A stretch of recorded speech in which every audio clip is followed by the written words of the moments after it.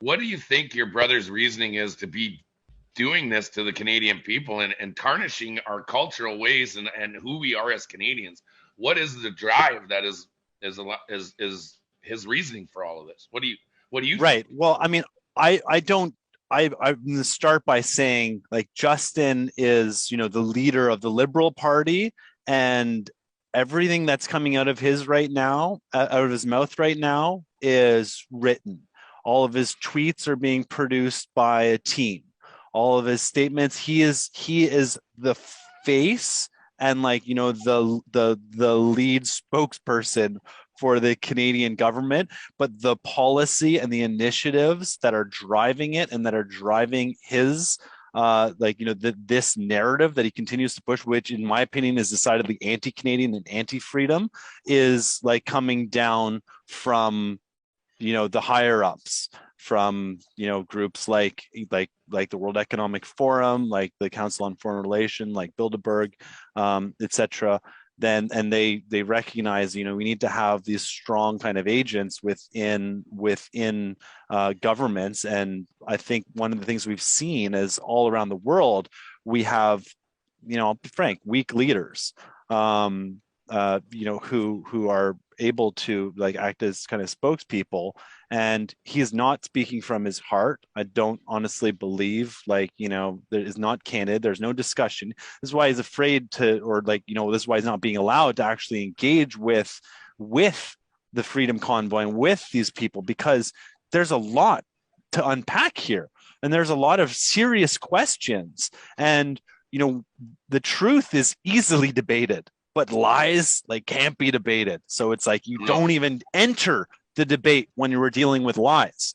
So and then also, when you look at the history of people like Jeffrey Epstein, what their role was, to trap people and blackmail people. And you think about a lifetime of opulence and opportunity, you're probably you make mistakes, and or you get coerced into doing something bad. And I've heard from multiple people, not specific to Justin, but of situations where all of a sudden it's this girl comes out of nowhere and she's on it, and you're in a special room or a special house, and it's like, come on, Yeah. let's do that. Oh, you're married, but they're pushing and they're trying to make something happen. And this is how, when a camera's on there, then it's recorded, then you're blackmailed.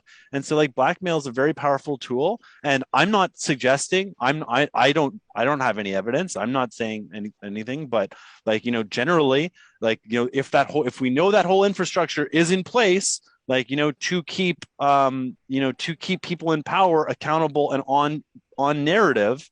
I mean, as a prime minister, as one of the leaders of one of the great nations of the planet, you can come to your own conclusions about what what might have taken place. And that would kind of and that's part of this committing yourself to this cause. Is okay, going to get all this power and you're going to get all this wonderful world, but you got to do this line. And when you commit to that, and then you don't know that, oh, you know what, 10 years later or whatever, we're going to all of a sudden impose medical tyranny and tantamount to genocide on a population.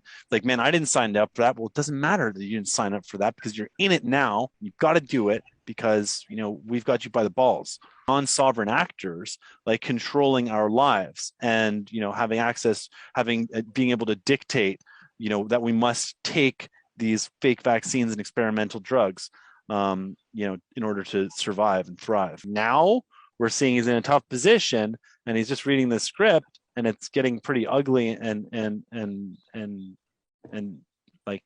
all of a sudden now he's not popular anymore. And then in the last election, everywhere he was going, he was greeted by serious opposition, people being fed up and pissed off. But from the beginning, he's been a vaccine salesman. There's no interest in that. He never once mentioned vitamin D, never once mentioned a healthy diet, healthy immune systems, none of that. This whole thing has been